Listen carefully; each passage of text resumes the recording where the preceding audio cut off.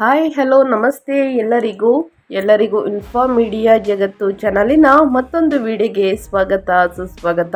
ಸ್ನೇಹಿತರೆ, ಎಲ್ಲರೂ ಹೇಗಿದ್ದೀರಾ? ಎಲ್ಲರೂ ಚೆನ್ನಾಗಿದ್ದೀರಾ ಅಂದ್ಕೊಂಡಿದ್ದೀನಿ. ನಾನು ಕೂಡ ತುಂಬಾ ಚೆನ್ನಾಗಿದ್ದೀನಿ. ಎಲ್ಲರೂ ಚೆನ್ನಾಗಿದ್ದೀರಾ ಅಂದ್ಕೊಂಡು ಭಾವಿಸ್ಕೊಂಡು ಇವತ್ತಿನ ಒಂದು ವಿಡಿಯೋನ ಶುರು ಮಾಡಿಬಿಡೋಣ. ಇವತ್ತಿನ ಒಂದು ವಿಡಿಯೋದಲ್ಲಿ ಯುಗಾದಿ ಅಮಾವಾಸ್ಯೆಯಿಂದ ಸಾಕಷ್ಟು ಬದಲಾವಣೆಯನ್ನು ಕುಂಭರಾಶಿಯವರು ನೋಡಲಿದ್ದೀರಿ ಸ್ನೇಹಿತರೆ. ಯಾಕಂದರೆ ಅಮಾವಾಸ್ಯೆ ಮತ್ತು ಯುಗಾದಿ ಅಮಾವಾಸ್ಯೆ ಸ್ನೇಹಿತರೆ, ಅಮಾವಾಸ್ಯೆ ಮತ್ತು ಹಬ್ಬ ಒಟ್ಟಿಗೆ ಬಿದ್ದಿರುವ ಕಾರಣ ಸಾಕಷ್ಟು ಬದಲಾವಣೆ, ಸಾಕಷ್ಟು ಗ್ರಹಗಳ ಸಂಚಾರ, ಸ್ಥಾನ ಬದಲಾವಣೆ, ಅದರಿಂದಾಗುವಂತಹ ಪ್ರಭಾವವನ್ನು ತಿಳಿಸ್ಕೊಡ್ತಾ ಹೋಗ್ತೀನಿ. ಕುಂಭರಾಶಿಯವರು ಏನೆಲ್ಲ ಅದೃಷ್ಟದ ಫಲಗಳನ್ನು ಗಳಿಸಲಿದ್ದೀರಿ, ಯಾವುದರ ಬಗ್ಗೆ ಮುಂದಿನ ದಿನಗಳಲ್ಲಿ ಎಚ್ಚರಿಕೆ ವಹಿಸಬೇಕು ಅಂದರೆ ನಿಮ್ಮ ವ್ಯಾಪಾರದಲ್ಲಿ, ವ್ಯವಹಾರದಲ್ಲಿ, ಹಣಕಾಸಿನಲ್ಲಿ, ವೃತ್ತಿ ಜೀವನದಲ್ಲಿ, ಉದ್ಯೋಗದಲ್ಲಿ ಒಟ್ಟಾರೆಯಾಗಿ ಏನೆಲ್ಲ ಬದಲಾವಣೆಯನ್ನು ಗ್ರಹಗಳು ಸೂಚಿಸಲಿದೆ, ಯಾವುದರ ಬಗ್ಗೆ ಮುನ್ನೆಚ್ಚರಿಕೆಗಳನ್ನು ತೆಗೆದುಕೊಳ್ಬೇಕು ಅನ್ನೋದನ್ನ ತಿಳಿಸ್ಕೊಡ್ತಾ ಹೋಗ್ತೀನಿ. ಇದನ್ನೆಲ್ಲ ಕಂಪ್ಲೀಟಾಗಿ ತಿಳ್ಕೋಬೇಕು ಕುಂಭರಾಶಿಯವರು ಅಂದರೆ ಎಲ್ಲೂ ಕೂಡ ವಿಡಿಯೋನ ಸ್ಕಿಪ್ ಮಾಡಬಾರ್ದು. ಅಂದರೆ ವಿಡಿಯೋನ ಕಟ್ ಮಾಡಿ ಓಡಿಸ್ಕೊಂಡೋಗಿ ನೋಡಿದ್ರೆ ಫುಲ್ ಇನ್ಫಾರ್ಮೇಷನ್ ಅರ್ಥ ಆಗಲ್ಲ ಸ್ನೇಹಿತರೆ. ಸೊ ಹಾಗಾಗಿ ಎಲ್ಲ ವಿಡಿಯೋದಲ್ಲೂ ತಿಳಿಸ್ತಾ ಇರ್ತೀನಿ. ಮೊದಲಿಂದ ಕೊನೆ ತನಕ ವಿಡಿಯೋನ ವಾಚ್ ಮಾಡಿ. ವಿಡಿಯೋದಲ್ಲಿ ಒಳ್ಳೆ ಮಾಹಿತಿ ಸಿಕ್ಕಿದ್ದಲ್ಲಿ ತಪ್ಪದೆ ವಿಡಿಯೋಗೊಂದು ಲೈಕ್ ಕೊಟ್ಟು, ಇನ್ನೂ ನನ್ನ ಚಾನಲ್ನ ಸಬ್ಸ್ಕ್ರೈಬ್ ಮಾಡ್ಕೊಳ್ಳೋದನ್ನೇ ನೋಡ್ತಿದ್ರೆ ಇನ್ಫಾರ್ಮ್ ಮೀಡಿಯಾಗೆ ಸಬ್ಸ್ಕ್ರೈಬ್ ಆಗಿ ನಿಮ್ಮ ಅಭಿಪ್ರಾಯಗಳನ್ನು ಕಮೆಂಟ್ ಬಾಕ್ಸಲ್ಲಿ ತಿಳಿಸಬಹುದು. ಯಾರೆಲ್ಲ ಸಬ್ಸ್ಕ್ರೈಬ್ ಮಾಡಿಕೊಂಡು ಪ್ರತಿನಿತ್ಯ ವಿಡಿಯೋ ವಾಚ್ ಮಾಡ್ತಾ ಇದ್ದೀರಾ ಅಂಥವರಿಗೆ ಥ್ಯಾಂಕ್ ಯು ಸೋ ಮಚ್ ಅಂತ ಹೇಳ್ತಾ ವಿಡಿಯೋದ ಕಡೆ ಗಮನ ಕೊಡ್ತಾ ಹೋಗೋಣ. ಹೌದು, ಕುಂಭರಾಶಿಯವರಿಗೆ ಸ್ನೇಹಿತರೆ, ಮಾರ್ಚ್ ಮಾಸಿಕ ಭವಿಷ್ಯದ ಪ್ರಕಾರ ದ್ವಿತೀಯಾರ್ಧದಲ್ಲಿ ಏನೆಲ್ಲ ಬದಲಾವಣೆಯನ್ನು ನೋಡಲಿದ್ದೀರಿ ಅಂದರೆ, ಅಮಾವಾಸ್ಯೆಯ ದಿನದಿಂದ ಹಿಡಿದು ಕುಂಭರಾಶಿಯವರಿಗೆ ಸಾಕಷ್ಟು ಬದಲಾವಣೆ ಅಂತಲೇ ಹೇಳಬಹುದು. ಮಾರ್ಚ್ 2026 19ನೇ ತಾರೀಕಿಂದ ಕುಂಭರಾಶಿಯವರನ್ನು ಅದ್ಭುತ ಶಕ್ತಿ ಮತ್ತು ಸಮೃದ್ಧಿಯ ತಿಂಗಳು ಎಂದು ಕರೆಯಲಾಗುವಂತಹ ಮಾರ್ಚ್ ತಿಂಗಳಲ್ಲಿ ಬ್ರಹ್ಮಾಂಡದ ಕೇಂದ್ರ ಬಿಂದುವನ್ನಾಗಿ ಮಾಡಲಿದೆ. ನಿಮ್ಮ ರಾಶಿಯಲ್ಲಿಯೇ ಮಂಗಳ ಮತ್ತು ರಾಹು ಎಂಬ ಪ್ರಬಲ ಗ್ರಹಗಳ ಸಂಯೋಜನೆ ನಡೆಯುತ್ತಿದೆ. ಇದು ನಿಮಗೆ ಅಪಾರ ಶಕ್ತಿ, ನಾಯಕತ್ವದ ಗುಣ ಮತ್ತು ಯಾವುದನ್ನಾದರೂ ಸಾಧಿಸಿಯೇ ತೀರುತ್ತೇನೆ ಎಂಬ ಹಠವನ್ನು ನೀವು ನೀಡುತ್ತದೆ. ನೀವು ಹೊಸ ಯೋಜನೆಗಳನ್ನು ಆರಂಭಿಸಲು ತುದಿಗಾಲಿನಲ್ಲಿ ನಿಲ್ಲುವಿರಿ. ನಿಮ್ಮ ವ್ಯಕ್ತಿತ್ವವು ಕಿಚ್ಚಿನಂತೆ ಪ್ರಜ್ವಲಿಸುತ್ತಿದ್ದರೆ ನಿಮ್ಮ ಬ್ಯಾಂಕ್ ಬ್ಯಾಲೆನ್ಸ್ ಕೂಡ ಸಕಾರಾತ್ಮಕವಾಗಿ ಇರಲಿದೆ. ಮಾರ್ಚ್ 19ರಿಂದನೇ ಕೂಡ ಶುಕ್ರನು ನಿಮ್ಮ 2ನೇ ಮನೆಯಲ್ಲಿ ಮೀನರಾಶಿಯಲ್ಲಿ ಉಚ್ಚನಾಗುತ್ತಾನೆ. ಇದು ಜೀವನದಲ್ಲಿ ಐಷಾರಾಮಿ, ಉತ್ತಮ ಭೋಜನ ಮತ್ತು ಆರ್ಥಿಕ ಲಾಭಗಳನ್ನು ತರುತ್ತದೆ ಕುಂಭರಾಶಿಯವರಿಗೆ. ಇನ್ನು 1ನೇ ಮನೆಯಲ್ಲಿನ ಅತಿ ಉತ್ಸಾಹವನ್ನು 2ನೇ ಮನೆಯ ಸಂಪತ್ತನ್ನಾಗಿ ಪರಿವರ್ತಿಸುವುದು ಈ ತಿಂಗಳ ಸವಾಲಾಗಿದೆ ಅಂತಲೇ ಹೇಳ್ಬೋದು ಕುಂಭರಾಶಿಯವರಿಗೆ. ಸ್ನೇಹಿತರೆ, ಒಟ್ಟಾರೆಯಾಗಿ ಕುಂಭರಾಶಿಯವರು ಏನೆಲ್ಲ ಅದೃಷ್ಟದ ಫಲಗಳನ್ನು ಗಳಿಸಲಿದ್ದೀರಿ ಅನ್ನೋದನ್ನ ತಿಳಿಸ್ಕೊಟ್ಟಾಯಿತು. ಇನ್ನು ಮುಂದಿನದಾಗಿ ಹೇಳೋದಾದರೆ ಗ್ರಹಗಳ ಸಂಚಾರ ಮತ್ತು ಗ್ರಹಗಳ ಸ್ಥಾನ ಬದಲಾವಣೆ ಆಗುವಂತಹ ಪ್ರಭಾವಗಳನ್ನು ತಿಳಿಸ್ಕೊಡ್ತಾ ಹೋಗ್ತೀನಿ. ಇವಾಗೆಲ್ಲೂ ಕೂಡ ಸ್ಕಿಪ್ ಮಾಡಬಾರ್ದು. ಮೊದಲನೇದಾಗಿ ಗ್ರಹ ರಾಹು 1ನೇ ಮನೆಯಲ್ಲಿ ಕುಂಭದಲ್ಲಿ ಸಂಚಾರವನ್ನು ಮಾಡಲಿದೆ. ಚಟಪಟಿಕೆ, ಮಹತ್ವಾಕಾಂಕ್ಷೆ ಮತ್ತು ಗೊಂದಲವನ್ನು ಪ್ರಭಾವ ಬೀರಲಿದೆ ಅಂತಲೇ ಹೇಳ್ಬೋದು ರಾಹುವಿನ ಗ್ರಹ. ಇನ್ನು ಗ್ರಹ ಮಂಗಳ 1ನೇ ಮನೆಯಲ್ಲಿ ಕುಂಭದಲ್ಲಿ ಸಂಚಾರವನ್ನು ಮಾಡಲಿದೆ. ಇದು ಅಧಿಕ ಚೈತನ್ಯ, ಸಿಟ್ಟು ಮತ್ತು ದೈಹಿಕ ಶಕ್ತಿ ಹೆಚ್ಚಾಗಲಿದೆ ಮಂಗಳನ ಸಂಚಾರದಿಂದ. ಇನ್ನು ಶುಕ್ರ ನಿಮ್ಮ ಯೋಗಕಾರಕ ಅಂತಲೇ ಹೇಳ್ಬೋದು. 2ನೇ ಮನೆಯಲ್ಲಿ ಉಚ್ಚ ಸ್ಥಿತಿಯಲ್ಲಿ ಸಂಚಾರವನ್ನು ಮಾಡಲಿದೆ ಸ್ನೇಹಿತರೆ. ಆಕಸ್ಮಿಕ ಧನಲಾಭವನ್ನು ನೋಡಲಿದ್ದೀರಿ. ಮಧುರ ಮಾತು ಮತ್ತು ಕೌಟುಂಬಿಕ ಸಂತೋಷ ಹೆಚ್ಚಾಗಲಿದೆ. ಇನ್ನು ಸೂರ್ಯ 1ನೇ ಮನೆಯ ನಂತರ 2ನೇ ಮನೆಗೆ ಸ್ಥಳಾಂತರಗೊಂಡು ಮಾರ್ಚ್ 15ರಿಂದನೇ ಸಂಚಾರವನ್ನು ಮಾಡಲಿದೆ. ಇದು ಅಹಂಕಾರದ ಘರ್ಷಣೆ, ನಂತರದ ಹಣಕಾಸಿನ ಮೇಲೆ ಗಮನ ಹೆಚ್ಚಾಗಲಿದೆ. ಇನ್ನು ಗುರು 5ನೇ ಮನೆಯಲ್ಲಿ ಮಿಥುನದಲ್ಲಿ ವಿವೇಕ, ಸಂತಾನ ಸುಖ ಮತ್ತು ಅದೃಷ್ಟ ಹೆಚ್ಚಾಗಲಿದೆ. ಅದು ಯಾವುದರಲ್ಲಿ ಅನ್ನೋದನ್ನ ಮುಂದೆ ತಿಳಿಸ್ಕೊಡ್ತಾ ಹೋಗ್ತೀನಿ. ಇದು ಗ್ರಹಗಳ ಸಂಚಾರ ಮತ್ತು ಗ್ರಹಗಳ ಸ್ಥಾನ ಬದಲಾವಣೆಯಿಂದ ಆಗುವಂತಹ ಪ್ರಭಾವವನ್ನು ಕುಂಭರಾಶಿಯವರಿಗೆ ಒಟ್ಟಾರೆಯಾಗಿ ತಿಳಿಸ್ಕೊಟ್ಟಿದ್ದೀನಿ ಸ್ನೇಹಿತರೆ. ಇನ್ನು ವೃತ್ತಿ ಮತ್ತು ಉದ್ಯೋಗದಲ್ಲಿ ಏನೆಲ್ಲ ಬದಲಾವಣೆಯನ್ನು ನೋಡಲಿದ್ದೀರಿ, ವ್ಯಾಪಾರ ವ್ಯವಹಾರದಲ್ಲಿ ಏನೆಲ್ಲ ಬದಲಾವಣೆಯನ್ನು ನೋಡಲಿದ್ದೀರಿ ಅನ್ನೋದನ್ನ ನೋಡ್ತಾ ಹೋಗೋಣ. ಮೊದಲನೇದಾಗಿ ಹಣಕಾಸಿನ ಸ್ಥಿತಿ ಹೇಗಿರಲಿದೆ ಕುಂಭರಾಶಿಯವರಿಗೆ ಅನ್ನೋದನ್ನ ನೋಡೋದಾದರೆ, ಮಾರ್ಚ್ 19ರಿಂದ ಸ್ನೇಹಿತರೆ ಅಂದರೆ 18ನೇ ತಾರೀಕು ಅಮಾವಾಸ್ಯೆ ಮುಗಿದಿದೆ. 19ನೇ ತಾರೀಕು ಸ್ನೇಹಿತರೆ ಯುಗಾದಿ ಹಬ್ಬ ಮುಗಿದಿದೆ. ನಂತರ ಸಾಕಷ್ಟು ಬದಲಾವಣೆ ಅಂದರೆ ಆ ದಿನದಿಂದ ಏನೆಲ್ಲ ಅದೃಷ್ಟದ ಫಲಗಳನ್ನು ಕುಂಭರಾಶಿಯವರು ನೋಡಲಿದ್ದೀರಿ ಅಂದರೆ, ಆರ್ಥಿಕವಾಗಿ ಇದು ಅದ್ಭುತ ತಿಂಗಳು. ದ್ವಿತೀಯಾರ್ಧದಿಂದ ನಿಮ್ಮ ಯೋಗಕಾರಕ ಶುಕ್ರನು ಸಂಪತ್ತಿನ ಮನೆಯಾದ 2ನೇ ಮನೆಯಲ್ಲಿ ಉಚ್ಚನಾಗುತ್ತಿದ್ದಾನೆ.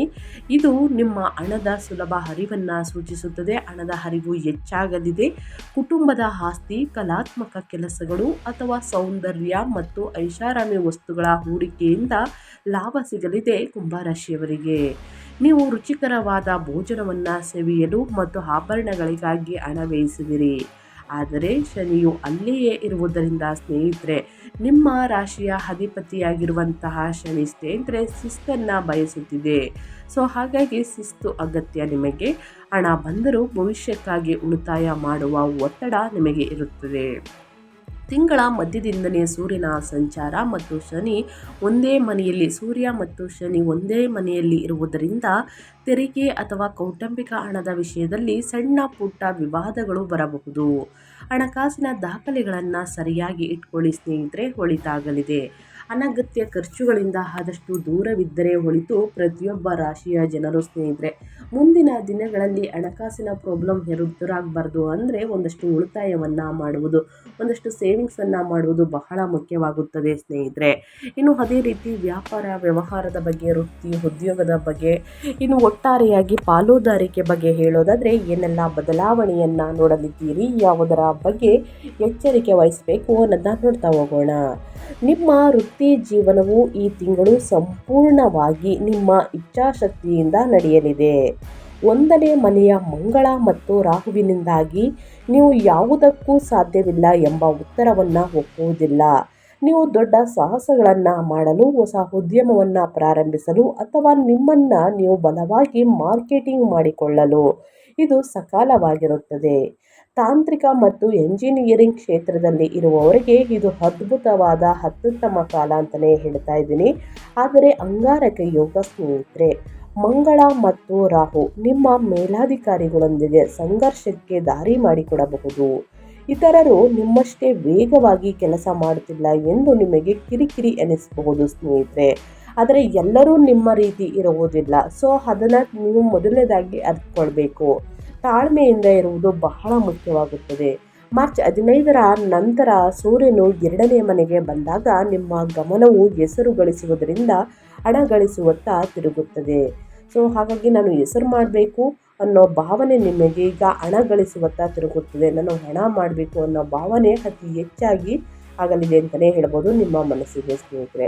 ಸೊ ಯಾವುದಕ್ಕೂ ಸ್ನೇಹಿತರೆ ಅವಧಿಯನ್ನು ನೋಡಬೇಕಾಗುತ್ತದೆ. ಕಾಲ ಅನ್ನೋದು ಸ್ನೇಹಿತರೆ, ಕಾಲಚಕ್ರ ಅನ್ನೋದು ಬಹಳ ಮುಖ್ಯ. ಮೇಲಿರೋರು ಕೆಳಗೆ ಬರ್ತಾರೆ, ಕೆಳಗಿರೋರು ಮೇಲೆ ಬರ್ತಾರೆ ಸ್ನೇಹಿತರೆ. ಸೊ ಹಾಗಾಗಿ ನಾವು ಆದಷ್ಟು ತಾಳ್ಮೆಯಿಂದ ಕಾಯುವುದು ಬಹಳ ಮುಖ್ಯ ಅಂತ ಹೇಳ್ತಾ ಯಾವುದಕ್ಕೂ ಆತುರವನ್ನು ಪಡಬಾರದು. ಇನ್ನು ವ್ಯಾಪಾರ ವ್ಯವಹಾರದಲ್ಲಿ ದುಡುಕಿನ ನಿರ್ಧಾರಗಳನ್ನು ತೆಗೆದುಕೊಳ್ಬೇಡಿ. ಯಾವುದೇ ಸಹಿಯನ್ನು ಹಾಕಬೇಕಾದ್ರೆ, ಯಾವುದೇ ಒಪ್ಪಂದಕ್ಕೆ ಸಹಿಯನ್ನು ಹಾಕಬೇಕು ಅಥವಾ ಯಾವುದಾದ್ರೂ ಪ್ರಾಜೆಕ್ಟ್ಗೆ ನಾವು ಸಹಿಯನ್ನು ಹಾಕಬೇಕು, ಒಪ್ಪಂದವನ್ನು ಮಾಡ್ಕೋಬೇಕು ಅಂದರೆ ಸ್ನೇಹಿತರೆ ತಾಳ್ಮೆಯಿಂದ ನಿರ್ಧಾರಗಳನ್ನು ತೆಗೆದುಕೊಳ್ಳಿ. ಆತುರದ ನಿರ್ಧಾರಗಳನ್ನು ಮಾಡಬೇಡಿ. ಯಾಕಂದರೆ ನಿಮ್ಮ ಶತ್ರುಗಳು ನಿಮ್ಮ ಮಕ್ಕಳಲ್ಲೇ ಇದ್ದಾರೆ ಅಂತಲೇ ಹೇಳ್ಬೋದು. ಇದರ ಬಗ್ಗೆ ಎಚ್ಚರಿಕೆ ಇರಲಿ. ಅದು ಫ್ಯಾಮಿಲಿಯಲ್ಲಾಗಲಿ ಸ್ನೇಹಿತರಲ್ಲಾಗಲಿ ಸ್ನೇಹಿತರೆ ಆದಷ್ಟು ಬಹಳಷ್ಟು ಎಚ್ಚರಿಕೆಯಿಂದ ನಿರ್ಧಾರಗಳನ್ನು ತೆಗೆದುಕೊಳ್ಳಿ. ಯಾರನ್ನು ಕೂಡ ಕುರುಡರಾಗಿ ನಂಬೇಡಿ ಈ ಸಮಯದಲ್ಲಿ ಅಂತ ಹೇಳ್ತಾ, ಇನ್ನು ನಿಮ್ಮ ಆರೋಗ್ಯದ ಬಗ್ಗೆ ಹೇಳೋದಾದರೆ ಏನೆಲ್ಲ ಬದಲಾವಣೆಯನ್ನು ನೋಡಲಿದ್ದೀರಿ ನಿಮ್ಮ ಹೆಲ್ತಲ್ಲಿ ಅಂದರೆ, ಆರೋಗ್ಯದ ವಿಷಯದಲ್ಲಿ ನೀವು ಹೆಚ್ಚಿನ ಕಾಳಜಿ ವಹಿಸಬೇಕು. 1ನೇ ಮನೆಯ ಮಂಗಳ ಮತ್ತು ರಾಹು ಸಂಯೋಜನೆಯು ದೇಹದಲ್ಲಿ ಅತಿಯಾದ ಉಷ್ಣತೆ ಮತ್ತು ಒತ್ತಡವನ್ನು ಸೃಷ್ಟಿಸುತ್ತದೆ. ಯಾರೆಲ್ಲ ವಾಹನವನ್ನು ಚಾಲನೆ ಮಾಡ್ತೀರಾ ಸ್ನೇಹಿತರೆ, ಅತಿ ವೇಗ ಚಾಲನೆಯನ್ನು ಮಾಡಬೇಡಿ. ರಾಹುವಿನ ಚಟಪಟಿಕೆಯಿಂದಾಗಿ ಸ್ನೇಹಿತರೆ ಅತಿ ವೇಗವನ್ನು ಮಾಡಬೇಡಿ. ತಲೆನೋವು, ರಕ್ತದೊತ್ತಡ, ಮೈಗ್ರೇನ್ ಅಥವಾ ಮುಖಕ್ಕೆ ಸಂಬಂಧಿಸಿದ ಗಾಯಗಳ ಬಗ್ಗೆ ಜಾಗರೂಕರಾಗಿರಿ. ಇನ್ನು ಸಣ್ಣಾದ ಚೂಪಾದ ವಸ್ತುಗಳನ್ನು ಹಿಡ್ಕೊಂಡು ಕೆಲಸವನ್ನು ಮಾಡಬೇಕಾದ್ರೂ ಕೂಡ ಸಣ್ಣ ಪುಟ್ಟ ಗಾಯಗಳನ್ನು ಗ್ರಹಗಳು ಸೂಚಿಸುತ್ತಿದೆ. ಅದರ ಬಗ್ಗೆ ಒಂದು ಎಚ್ಚರಿಕೆ ಇರುವುದು ಉತ್ತಮ. ಇನ್ನು ತಂಪಾದ ನೀರನ್ನು ಕುಡಿಯುವುದು ಮತ್ತು ಮಸಾಲೆಯುಕ್ತ ಆಹಾರವನ್ನು ತಪ್ಪಿಸುವುದು ಪಿತ್ತ ದೋಷವನ್ನು ನಿಯಂತ್ರಿಸಲು ಸಹಾಯವನ್ನು ಮಾಡುತ್ತದೆ. ಪ್ರತಿದಿನ ಧ್ಯಾನ ಮಾಡುವುದು ನಿಮ್ಮ ಮನಸ್ಸನ್ನು ಶಾಂತವಾಗಿಡಲು ಸಹಕಾರಿ ಮಾಡಲಿದೆ. ಸೊ ಮಸಾಲೆಯುಕ್ತ ಆಹಾರವನ್ನು ಮತ್ತು ಎಣ್ಣೆಯಲ್ಲಿ ಕರಿದಂತಹ ತಿಂಡಿ ತಿನಿಸುಗಳನ್ನು ಇನ್ನು ಹೊರಗಿನ ನೀರನ್ನು ಕುಡಿಯುವುದನ್ನು ಅವಾಯ್ಡ್ ಮಾಡಿ, ಇನ್ನು ಸ್ನೇಹಿತರೆ ಅದೇ ರೀತಿ ಫ್ರಿಡ್ಜಲ್ಲಿ ಇಟ್ಕೊಂಡು ನೀರನ್ನು ಕುಡಿಯುವುದು, ಇನ್ನು ಕೋಲ್ಡ್ ವಾಟರನ್ನು ಕುಡಿಯುವುದು, ತಣ್ಣಗಿರೋ ತಂಪಾದ ಪಾನಿಯನ್ನು ಕುಡಿಯುವುದು, ಇದನ್ನೆಲ್ಲ ಹೊರಗಿನ ತಿನಿಸುಗಳನ್ನು ಆದಷ್ಟು ಕಡಿಮೆ ಮಾಡಿದ್ರೆ ಸ್ನೇಹಿತರೆ ನಿಮ್ಮ ಆರೋಗ್ಯ ಉತ್ತಮವಾಗಿರಲಿದೆ. ಇನ್ನು ಮಸಾಲೆಯುಕ್ತ ಊಟವನ್ನು ಯಾಕೆ ತಿನ್ನಬೇಡಿ ಅಂತ ಹೇಳ್ತಿದ್ದೀನಿ ಅಂತಂದರೆ, ಅಸಿಡಿಟಿ ಮತ್ತು ನಿಮಗೆ ಉಷ್ಣತೆ ಜಾಸ್ತಿ ಆಗಲಿದೆ. ಆ ಕಾರಣದಿಂದ ಚೆನ್ನಾಗಿ ನೀರನ್ನು ಕುಡಿಯಿರಿ, ಹಣ್ಣು ಹಂಪಲುಗಳನ್ನು ಸೇವಿಸಿ, ಪ್ರತಿದಿನ ಯೋಗ, ಧ್ಯಾನ, ಮೆಡಿಟೇಷನನ್ನು ಮಾಡಿ ನಿಮ್ಮ ಆರೋಗ್ಯದ ಬಗ್ಗೆ ಒಂದು ಕಾಳಜಿ ಇರಲಿ ಅಂತ ಹೇಳ್ತಾ, ಇನ್ನು ಮುಂದಿನದಾಗಿ ಕುಟುಂಬ ಮತ್ತು ಸಂಬಂಧಗಳ ಬಗ್ಗೆ ಹೇಳೋದಾದರೆ ಏನೆಲ್ಲ ಬದಲಾವಣೆಯನ್ನು ನೋಡಲಿದ್ದೀರಿ ಕುಂಭರಾಶಿಯವರನ್ನ ನೋಡ್ತಾ ಹೋಗೋಣ. 5ನೇ ಮನೆಯಲ್ಲಿರುವಂತಹ ಗುರು ನಿಮ್ಮ ಪ್ರೇಮ ಜೀವನಕ್ಕೆ ವರದಾನವಾಗಿದ್ದಾನೆ. ಅವಿವಾಹಿತರಿಗೆ ಅವರ ವ್ಯಕ್ತಿತ್ವಕ್ಕೆ ಒಪ್ಪುವಂತಹ ಜ್ಞಾನವಂತ ಮತ್ತು ಬೆಂಬಲ ನೀಡುವ ಸಂಗಾತಿ ದೊರೆಯುವ ಸಾಧ್ಯತೆ ಇದೆ. ಪ್ರೇಮ ಜೀವನದಲ್ಲಿ ರೋಮಾಂಚನವಿರಲಿದೆ. ಆದರೆ ದೀರ್ಘಕಾಲದ ಸಂಬಂಧ ಅಥವಾ ವಿವಾಹ ಜೀವನದಲ್ಲಿ ನೀವು ಆಕ್ರಮಣಕಾರಿ ವರ್ತನೆಯನ್ನು ಮಾಡಲಿದ್ದೀರಿ. 1ನೇ ಮನೆಯ ಮಂಗಳನಿಂದಾಗಿ ಸ್ನೇಹಿತರೆ ಸಂಬಂಧಗಳಲ್ಲಿ ಸ್ವಲ್ಪ ಬಿರುಕು ತರಬಹುದು. ಅದು ನಿಮ್ಮ ಸಂಗಾತಿಯಾಗಲಿ, ಕುಟುಂಬದಲ್ಲಾಗಲಿ, ಹೊರಗಿನವರಾಗಲಿ ಸಣ್ಣ ಪುಟ್ಟ ಮನಸ್ತಾಪಗಳು ಹೆಚ್ಚಾಗಲಿದೆ. ವಾದ ವಿವಾದಗಳು ಕೂಡ ನಡೆಯಲಿದೆ. ನೀವು ಹೆಚ್ಚು ಅಧಿಕಾರ ಚಲಾಯಿಸಲು ಪ್ರಯತ್ನಿಸಬಹುದು ಸ್ನೇಹಿತರೆ. 7ನೇ ಮನೆಯಲ್ಲಿರುವಂತಹ ಕೇತುವು ಸಂಗಾತಿಯಿಂದ ಸ್ವಲ್ಪ ದೂರವಿರುವಂತೆ ಮಾಡಬಹುದು. ಸಂಗಾತಿಯ ಮಾತನ್ನು ಆಲಿಸುವುದು ಮತ್ತು ಅಹಂಕಾರವನ್ನು ಬಿಡುವುದು ಸಂಬಂಧವನ್ನು ಗಟ್ಟಿಗೊಳಿಸುತ್ತದೆ. ಸೊ ಹಾಗಾಗಿ ಸ್ನೇಹಿತರೆ ನಿಮ್ಮ ಬಗ್ಗೆ ನಾನು ಏನು ತಿಳಿಸ್ತಾ ಇದ್ದೀನಿ ಅಂದರೆ, ದುಡುಕಿನ ಮಾತು, ವಾದ ವಿವಾದ, ಕೋಪವನ್ನು ಸ್ವಲ್ಪ ಕಡಿಮೆ ಮಾಡಿಕೊಡಿ ಕುಂಭರಾಶಿಯವರು. ಇಲ್ಲಾಂದರೆ ಸಂಬಂಧಗಳಲ್ಲಿ ಬಿರುಕು ಮೂಡುವಂತಹ ಚಾನ್ಸಸ್ ಅತಿ ಹೆಚ್ಚಾಗಿದೆ. ಇನ್ನು ನಿಮ್ಮ ಮನಸ್ಸು ದೂರವಾಗಲಿದೆ ಅಂತಲೇ ಹೇಳಬಹುದು. ಸಂಗಾತಿಯಿಂದ ದೂರವಿರುವಂತೆ ಮಾಡಬಹುದು. ಕುಟುಂಬದಲ್ಲಿ ಸ್ನೇಹಿತರ ಮನಸ್ತಾಪಗಳು ಹೆಚ್ಚಾಗಬಹುದು. ವಾದ ವಿವಾದಗಳಿಂದ ಜಗಳಗಳು ಕೂಡ ನಡೆಯಬಹುದು. ಸೊ ಆದಷ್ಟು ತಾಳ್ಮೆಯಿಂದ ಇರುವುದು ಉತ್ತಮ. ಹಠವನ್ನು ಸ್ವಲ್ಪ ಕಡಿಮೆ ಮಾಡಿ, ಯಾವುದಕ್ಕೂ ಸ್ನೇಹಿತರೆ ಹಿರಿಯನ್ನ ಕೂರಿಸಿ ಮಾತನಾಡಿ ಬಗೆಹರಿಸ್ಕೊಡಿ. ಏನೇ ತಪ್ಪು ತಿಳುವಳಿಕೆ ಇದ್ರೂ ಕೂಡ ತಿಳಿಸ್ತಾರೆ ಅಂತ ಹೇಳ್ತಾ, ಇನ್ನು ಮುಂದಿನದಾಗಿ ಹೇಳೋದಾದರೆ ಕುಂಭರಾಶಿಯ ವಿದ್ಯಾರ್ಥಿಗಳಿಗೆ ಅವರ ಶಿಕ್ಷಣದಲ್ಲಿ ಏನೆಲ್ಲ ಬದಲಾವಣೆಯನ್ನು ನೋಡಲಿದ್ದೀರಿ, ಯಾವುದರ ಬಗ್ಗೆ ಎಚ್ಚರಿಕೆ ವಹಿಸಬೇಕು ಅನ್ನೋದನ್ನ ನೋಡ್ತಾ ಹೋಗೋಣ. ವಿದ್ಯಾರ್ಥಿಗಳಿಗೆ ಇದು ಪ್ರತಿಭೆ ಮತ್ತು ವಿಚಲನೆಯ ಮಿಶ್ರಣವಾಗಿದೆ. 5ನೇ ಮನೆಯ ಗುರುವು ಉನ್ನತ ಶಿಕ್ಷಣ, ವಿವೇಕ ಮತ್ತು ಪರೀಕ್ಷೆಗಳಿಗೆ ಹೆಚ್ಚಿನ ಬೆಂಬಲವನ್ನು ನೀಡುತ್ತಾನೆ. ನಿಮ್ಮ ಬುದ್ಧಿವಂತಿಕೆ ಚುರುಕಾಗಿರುತ್ತದೆ. ಆದರೆ 1ನೇ ಮನೆಯ ಮಂಗಳ ಮತ್ತು ರಾಹುವಿನ ಪ್ರಭಾವವು ನಿಮ್ಮನ್ನು ತಾಳ್ಮೆ ಕಳೆದುಕೊಳ್ಳುವಂತೆ ಮಾಡಬಹುದು. ವಿಷಯದ ಆಳಕ್ಕೆ ಹೋಗುವ ಬದಲು ಬೇಗ ಮುಗಿಸುವ ಅವಸರ ನಿಮ್ಮಲ್ಲಿರಬಹುದು.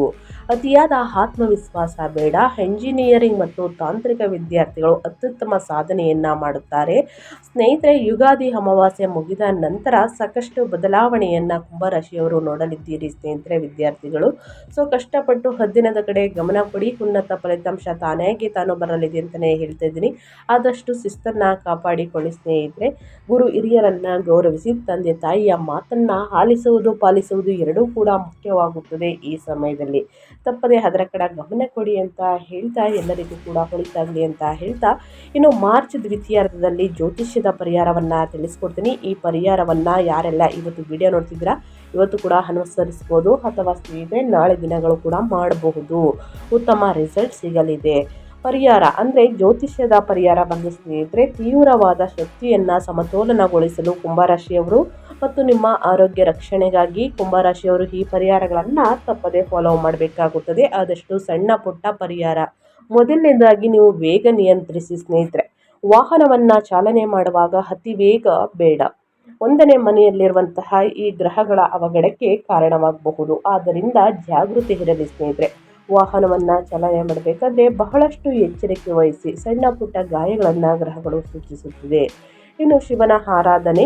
ಶನಿವಾರದಂದು ಶಿವಲಿಂಗಕ್ಕೆ ನೀರು ಮತ್ತು ಕಪ್ಪು ಎಳ್ಳನ್ನು ಅರ್ಪಿಸಿ. ಇದು ನಿಮ್ಮ ರಾಶಿಯ ಅಧಿಪತಿ ಶನಿ ಮತ್ತು ರಾಹುವನ್ನು ಶಾಂತಗೊಳಿಸುತ್ತದೆ ಸ್ನೇಹಿತರೆ. ಸೊ ಹಾಗಾಗಿ ಇದೊಂದು ಪರಿಹಾರವನ್ನು ಮಾಡಿ. ಇನ್ನು ಬೆಳ್ಳಿಯ ರಕ್ಷಣೆ. ಒಂದು ಸಣ್ಣ ಬೆಳ್ಳಿಯ ಚೌಕಾಕಾರದ ತುಂಡನ್ನು ಪರ್ಸ್ನಲ್ಲಿ ಇಟ್ಕೊಳ್ಳಿ, ಅಥವಾ ಬೆಳ್ಳಿಯ ಚೈನ್, ಬೆಳ್ಳಿಯ ಬಳೆ. ಇದು ರಾಹುವಿನ ಚಟಪಟಿಕೆಯನ್ನು ಕಡಿಮೆ ಮಾಡಿ ಮನಸ್ಸನ್ನು ಸ್ಥಿರಗೊಳಿಸುತ್ತದೆ. ಸೊ ಹಾಗಾಗಿ ಹುಡುಗರಾಗಲಿ ಹುಡುಗಿಯರಾಗಲಿ ಆದಷ್ಟು ಸ್ವಲ್ಪ ಬೆಳ್ಳಿಯನ್ನು ಧರಿಸುವುದು ಉತ್ತಮ. ಇನ್ನು ಅನ್ನದಾನವನ್ನು ಮಾಡಿ. 2ನೇ ಮನೆಯ ಆಹಾರದ ಸ್ಥಾನವಾಗಿರುವುದರಿಂದ ಶುಕ್ರವಾರದಂದು ಬಡವರಿಗೆ, ನಿರ್ಗತಿಕರಿಗೆ, ನಿಮ್ಮ ಕೈಯಲ್ಲಾದಷ್ಟು ಜನರಿಗೆ ಅನ್ನದಾನವನ್ನು ಮಾಡಿ. ಇದು ನಿಮ್ಮ ಆರ್ಥಿಕ ಅದೃಷ್ಟವನ್ನು ಹೆಚ್ಚಿಸುತ್ತದೆ. ಇದರ ಜೊತೆಗೆ ನಿಮ್ಮ ರಾಶಿಯ ಅಧಿಪತಿಯಾಗಿರುವಂತಹ ಶನಿ ದೇವರಿಗೆ ಶನಿವಾರದಂದು ಸ್ನೇಹಿತರೆ ತೈಲಾಭಿಷೇಕವನ್ನು ಮಾಡಿಸಿ ಕಪ್ಪು ಎಳ್ಳು ಉದ್ದಿನ ಬೇಳೆ ಕಪ್ಪು ವಸ್ತುಗಳನ್ನು ಬಡವರಿಗೆ ಮತ್ತು ನಿರ್ಗತಿಕರಿಗೆ ನಿಮ್ಮ ಕೈಯಲ್ಲಾದಷ್ಟು ಜನರಿಗೆ ಸ್ನೇಹಿತರೆ ದಾನ ಮಾಡಿ. ಇದರಿಂದ ನಿಮ್ಮ ಆರೋಗ್ಯದಲ್ಲಿರುವಂತಹ ಸಮಸ್ಯೆಗಳು ಕ್ರಮೇಣವಾಗಿ ಕಡಿಮೆಯಾಗಲಿದೆ. ಅನಂತರ ಸ್ನೇಹಿತರೆ ಅಮಾವಾಸ್ಯೆ ಮತ್ತು ಹುಣ್ಣಿಮೆ ಸಮಯ ಅಥವಾ ಶನಿವಾರದಂದು ಸ್ನೇಹಿತರೆ ಹರಳಿ ಮರದ ಕೆಳಗೆ ಬುಡಕ್ಕೆ ಕಪ್ಪು ಎಳ್ಳನ್ನು ನೀರಿನಿಂದ ಮಿಶ್ರಣ ಮಾಡಿ ಸ್ನೇಹಿತರೆ ಅದನ್ನು ಬುಡಕ್ಕೆ ಅರ್ಪಿಸಬೇಕಾಗುತ್ತದೆ. ಇನ್ನು 3 ಸಲ ಪ್ರದಕ್ಷಿಣೆಯನ್ನು ಹಾಕಿ ಬುಡದ ಕೆಳಗೆ ಸ್ನೇಹಿತರೆ ಅಂದರೆ ಮರದ ಕೆಳಗೆ ಸಾಸಿವೆ ಎಣ್ಣೆ ಅಥವಾ ಎಳ್ಳೆಣ್ಣೆಯಿಂದ ದೀಪವನ್ನು ಹಚ್ಚಿ ಶನಿ ಸ್ತೋತ್ರವನ್ನು ಹೇಳುವುದರಿಂದ ಆರೋಗ್ಯ ಕೂಡ ಉತ್ತಮವಾಗಿರಲಿದೆ. ಯಾವುದೇ ವ್ಯಾಪಾರದಲ್ಲಿ ವ್ಯವಹಾರದಲ್ಲಿ ಅಡೆತಡೆ ಇದ್ದರೆ ಸಂಪೂರ್ಣವಾಗಿ ನಿವಾರಣೆಯಾಗಲಿದೆ. ತಪ್ಪದೇ ಈ ಸಣ್ಣ ಪುಟ್ಟ ಪರಿಹಾರವನ್ನು ಮಾಡಿ ಅಂತ ಹೇಳ್ತಾ ನಾನು ವಿಡಿಯೋನ ಎಂಡ್ ಮಾಡ್ತಾ ಇದ್ದೀನಿ. ಇವತ್ತಿನ ಒಂದು ವಿಡಿಯೋದಲ್ಲಿ ಸಂಪೂರ್ಣ ಮಾಹಿತಿ ಸಿಕ್ಕಿದ್ದಲ್ಲಿ ಈ ವಿಡಿಯೋ ಯೂಸ್ಫುಲ್ ಅನಿಸಿದ್ದಲ್ಲಿ ದಯವಿಟ್ಟು ಇನ್ನೂ ಕೂಡ ವಿಡಿಯೋಗೆ ಲೈಕ್ ಮಾಡ್ದೇ ನೋಡ್ತಿದ್ರೆ ಲೈಕ್ ಮಾಡಿ, ನಿಮ್ಮ ಅಭಿಪ್ರಾಯವನ್ನು ಕಮೆಂಟ್ ಬಾಕ್ಸಲ್ಲಿ ತಿಳಿಸಿ. ಯಾರೆಲ್ಲ ಸಬ್ಸ್ಕ್ರೈಬ್ ಮಾಡಿಕೊಂಡು ಪ್ರತಿನಿತ್ಯ ವಿಡಿಯೋ ವಾಚ್ ಮಾಡ್ತಿದ್ದೀರಾ ಅಂಥವರಿಗೆ ಥ್ಯಾಂಕ್ ಯು ಸೋ ಮಚ್ ಅಂತ ಹೇಳ್ತಾ ನಿಮಗೂ ಮತ್ತು ನಿಮ್ಮ ಕುಟುಂಬಕ್ಕೆ ತುಂಬಾ ಒಳ್ಳೆಯದಾಗಲಿ. ಶನಿ ದೇವರ ಆಶೀರ್ವಾದ ಶಿವನ ಅನುಗ್ರಹ ನಿಮ್ಮ ಮೇಲಿರಲಿ ಅಂತ ಹೇಳ್ತಾ ಮತ್ತೊಂದು ವಿಡಿಯೋ ಜೊತೆ ಮತ್ತೊಂದು ಹೊಸ ಭವಿಷ್ಯದಲ್ಲಿ ಹೊಸ ಅಪ್ಡೇಟಲ್ಲಿ ಸಿಗ್ತೀನಿ. Thank you for watching.